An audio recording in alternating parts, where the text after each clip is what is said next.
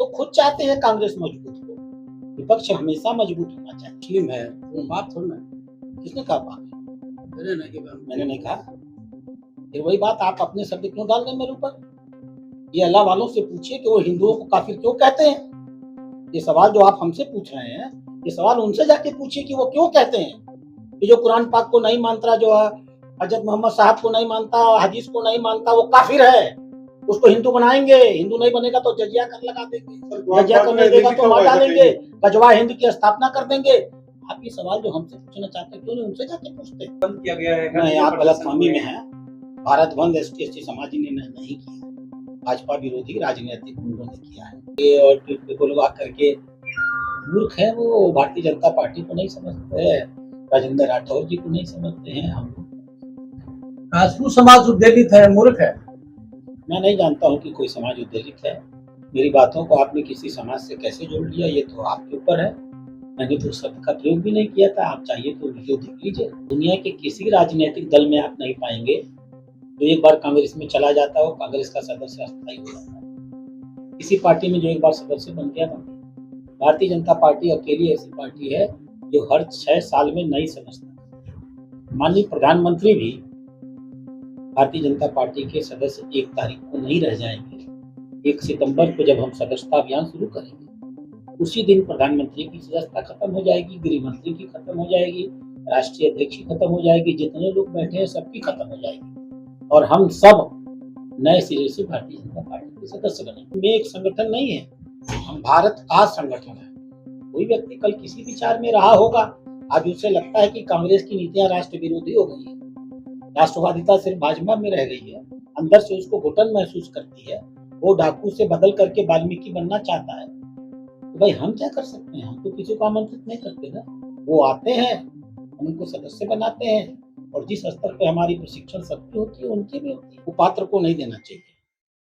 पात्र को देने वाला ज्ञान तामसिक ज्ञान कहा जाता है।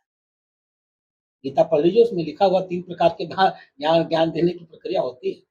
तो योग्य बने तो हम उनको दान देंगे, योग्य बने तो हम उनके संगठन को मजबूत। हम तो खुद चाहते हैं कांग्रेस मजबूत हो। विपक्ष हमेशा मजबूत होना चाहिए।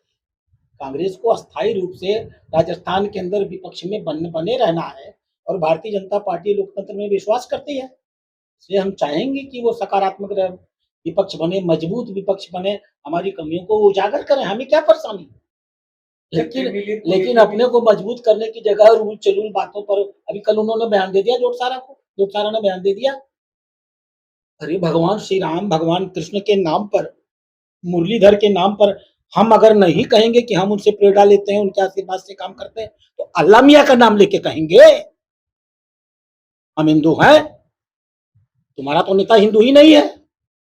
इतिहास बताऊं राहुल गांधी का? आप क्यों नहीं जाके राहुल गांधी से पूछते हैं? किसको नहीं पता है? अब हमारा मुख्यमंत्री अगर सनातन संस्कृति में विश्वास करता है तो वो नहीं कहेगा इस बात को कि मुरलीधर की कृपा से हो रहा है, तुमको पीड़ा हो रही है। उसने कहा होता कि अल्लाह की कृपा से हो रहा है तो तुम बहुत खुश हुए होते। तो तुम्हें खुश करने के लिए हम अल्लाह की कृपा से थोड़े काम कराएंगे, भगवान श्री राम और भगवान कृष्ण माँ दुर्गा की कृपा से ही कराएंगे ना। तो जिनका अल्लाह अल्लाह अगर उनका कोई वंशज है तो पाप है क्या? कौन? अगर किसी का मान लो पूर्वज मुस्लिम है तो पाप थोड़ा ना। किसने कहा पाप? मैंने नहीं कहा। फिर वही बात आप अपने शब्द क्यों डाल रहे हैं मेरे ऊपर? ये अल्लाह वालों से पूछिए कि वो हिंदुओं को काफिर क्यों कहते हैं।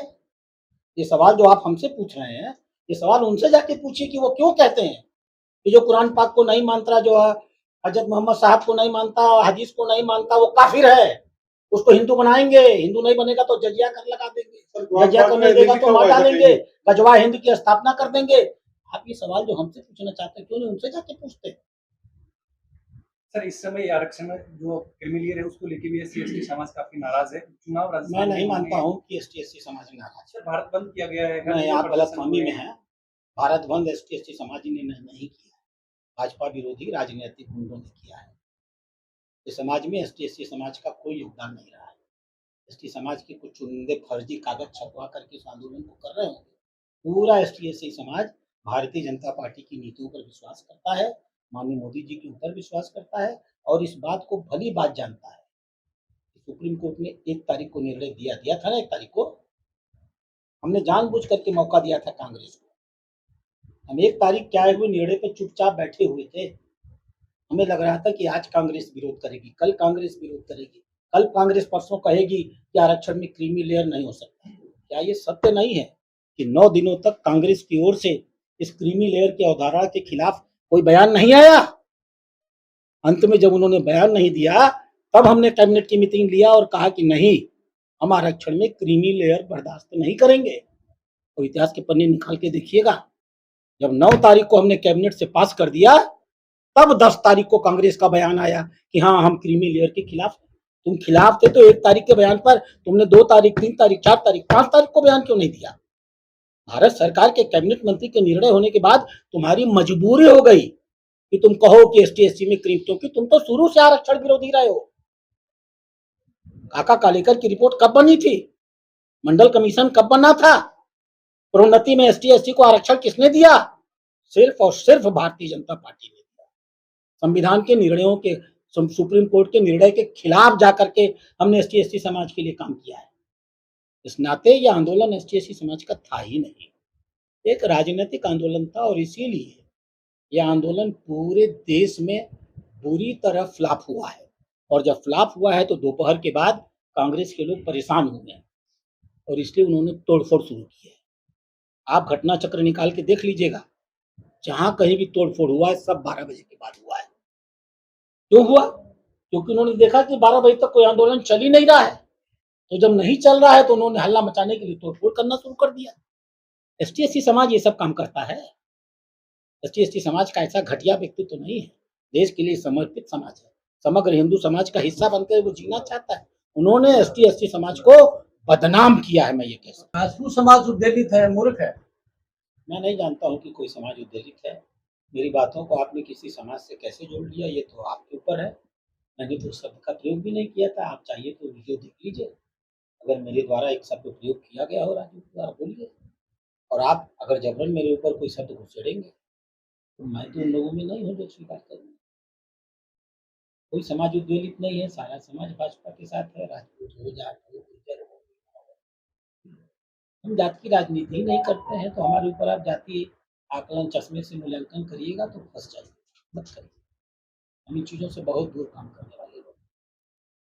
संगठन रूप से मजबूत करने के लिए अपनी क्या दिशा निर्देश हैं, क्योंकि आप प्रभारी बने हैं। देखिए, हम तो जड़ों में काम करने वाले आदमी हैं। हमारी जड़ें हमारे बूथ की टीम के लोग होते हैं। चुनौती के साथ कहते हैं कि आज हमारे पास 18 करोड़ सदस्य हैं और हम चुनौती के साथ दुनिया के किसी राजनीतिक दल में आप नहीं पाएंगे तो एक बार कांग्रेस में चला जाता है और कांग्रेस का सदस्य अस्थायी हो जाता है। किसी पार्टी में जो एक बार सदस्य बन गया, बन गया। भारतीय जनता पार्टी अकेली ऐसी पार्टी है जो हर 6 साल में नई सदस्यता। माननीय प्रधानमंत्री भी भारतीय जनता पार्टी के सदस्य 1 तारीख को नहीं रह जाएंगे। 1 सितंबर को जब हम सदस्यता अभियान शुरू करेंगे, उसी दिन प्रधानमंत्री की सदस्यता खत्म हो जाएगी, गृह मंत्री की खत्म हो जाएगी, राष्ट्रीय अध्यक्ष की खत्म हो जाएगी, जितने लोग बैठे हैं सबकी खत्म हो जाएगी और हम सब नए सिरे से भारतीय जनता पार्टी के सदस्य बनेंगे। हमको अगर नकली संगठन बनाना रहा होता तो हम इन 18 करोड़ सदस्यों को जारी रखते और कुछ नए लोगों को सदस्य बना लेते। हमने तो ऐसा किया नहीं। तो जमीन से अपनी ताकत को बढ़ाने के आदी हैं, हर 6 साल पे बढ़ाते हैं, फिर बढ़ाएंगे और पहले से और ताकत लेके, पहले से और ऊर्जावान लेकर के उत्साह के साथ बनाएंगे। कार्यकर्ता बनाते हैं, कांग्रेस कहती है कि हमारे नेताओं को ले जाते हैं। भाई उनके नेता जाते हैं तो उनकी समस्या है कि हमारी समस्या। नेताओं की कोई चूहे अगर कूद के आते हैं दूसरे दल में जहाज से, तो अपने जहाज को संभालो ना भाई, हमारे ऊपर क्यों आरोप लगा रहे हो? हम तो राजनीतिक दल हैं। पंडित दीनदयाल उपाध्याय ने पहले दिन ही इसी बात को कहा था मूल सिद्धांतों में, सक्रिय विरोधी को निष्क्रिय विरोधी बनाना, निष्क्रिय विरोधी को निष्क्रिय समर्थक बनाना और निष्क्रिय समर्थक को सक्रिय समर्थक बनाना। ये हमारी अवधारणा है। हम भारत का संगठन है, हम भारत के समाज में एक संगठन नहीं है, हम भारत का संगठन है। कोई व्यक्ति कल किसी विचार में रहा होगा, आज उसे लगता है कि कांग्रेस की नीतियां राष्ट्र विरोधी हो गई है, राष्ट्रवादिता सिर्फ भाजपा में रह गई है, अंदर से उसको घुटन महसूस करती है, वो डाकू से बदल करके वाल्मीकि बनना चाहता है। तो भाई हम क्या कर सकते हैं? हम तो किसी को आमंत्रित नहीं करते ना। वो आते हैं, हम उनको सदस्य बनाते हैं और जिस स्तर पे हमारी प्रशिक्षण सबकी होती है उनकी भी होती है। वो हमारे साथ चल पाते हैं तो ठीक है, नहीं चल पाते हैं तो अपने घर बैठते हैं। हम किसी भी दल को तोड़ने में विश्वास नहीं करते। अब आपका घर मेंटेन न हो, इसका प्लास्टर टूट गया हो, इसकी दीवारें जर्जर हो गई हों, आप कहें कि बरसात आता है तो पानी गिर जाता है, इसके लिए बरसात जिम्मेदार है क्या? बरसात थोड़ी जिम्मेदार है। आंधी आने पर आपका मकान टूट के गिर जाता है तो उसके लिए आंधी जिम्मेदार है। अपने मकान की मेंटेनेंस आप करो ना, मजबूत बना के रखो उसको, उसकी जड़ों को ठीक करो। अब आपकी जड़ें तो पाकिस्तान में है, आपकी जड़ें तो नेशनल कॉन्फ्रेंस में है। नेशनल कॉन्फ्रेंस कहती है कि हम सत्ता में आएंगे तो धारा 370 समाप्त कर देंगे। नेशनल कॉन्फ्रेंस कहती है कि हम सत्ता में आएंगे तो 1953 के पहले की स्थिति को बरकरार कर देंगे और इस देश में 2 निशान, 2 प्रधान, 2 विधान फिर से लागू कर देंगे। और आप उसी नेशनल कॉन्फ्रेंस से समझौता करके बैठते हो। तो आप जब राष्ट्र विरोधी काम करोगे तो कोई आपकी पार्टी में रहेगा कैसे? कांग्रेस पूरी की पूरी, नेहरू जी के जमाने में भी देश के बंटवारे में उसकी हिस्सेदारी थी। राहुल और राजीव गांधी ने इस देश में दंगे करा दिए, हिंदू और सिख, उनका कराया हुआ दंगा था। उन्होंने लोगों को दंगा करने के लिए प्रेरित किया था। पूरी दुनिया के इतिहास में कोई ऐसा प्रधानमंत्री नहीं रहा होगा जो अपने ही नागरिकों को दूसरे नागरिकों के खिलाफ प्रेरित कर रहा था कि दौड़ दौड़ के मारो। एक पेड़ गिरता है तो आंधी आती है। मैंने देखा है किसी सिख बेचारे का मकान जलता था तो सरकारी अधिकारी जा करके अगल बगल के मकान में पानी डालते तो उसका आग नहीं बुझाते थे। तो ऐसे राष्ट्र विरोधी लोग, राहुल गांधी की स्थिति आप नहीं देख रहे हैं? राहुल गांधी बताएंगे कि उन्होंने नेशनल कॉन्फ्रेंस से क्यों समझौता किया? क्या वो बताएंगे कि देश के संविधान में अगर धारा 370 हटा दिया गया तो धारा 370 के बारे में उनकी नीति क्या है? जोर से कहो चोरी करो, सास से कहो जागते रहो। पूरे देश को आप दिखाएंगे राष्ट्रवाद और कश्मीर में करेंगे राष्ट्र विरोधी काम। ये दोगले चेहरे राजनीति में चलने वाले नहीं है। और दोगले चेहरे चलाएंगे तो कांग्रेस को छोड़ के लाएंगे लोग। हम क्या करें? वो देश के नागरिक नहीं है क्या कांग्रेस के? भाजपा ने भी तो सरकार चलाई थी किसकी सरकार ने? जम्मू कश्मीर में। हमने अपनी शर्तों पे चलाई थी सरकार। जब तक हमें देखा कि सुधर जाएगा, सुधारा नहीं सुधरा उठा के फेंक दिया। हम चिपके थोड़े रहे सरकार से। सुविधा अनुसार रहा जब तक तो वो रहे ठीक, और ना आपको लगता होगा ये सुविधा है? हम कश्मीर को बदलना चाहते हैं, हम कश्मीर के अंदर राष्ट्रवाद लाना चाहते हैं, हम दवाइयों का प्रयोग करते हैं। बहुत बार ऐसा होता है, मैं तो बच्चों का डॉक्टर हूँ, कड़ी से कड़ी दवा देने के लिए हमको कुछ न कुछ मीठा डालना पड़ता है। लेकिन क्या हमने उनको अपने सर पे बैठने दिया? उनको अगर सुधार नहीं पाए तो निकाल के बाहर कर दिया। मंत्रिमंडल विस्तार को लेकर के काफी चर्चाएं हैं, कहाँ है सम्मान इसके बारे में आपको माननीय मुख्यमंत्री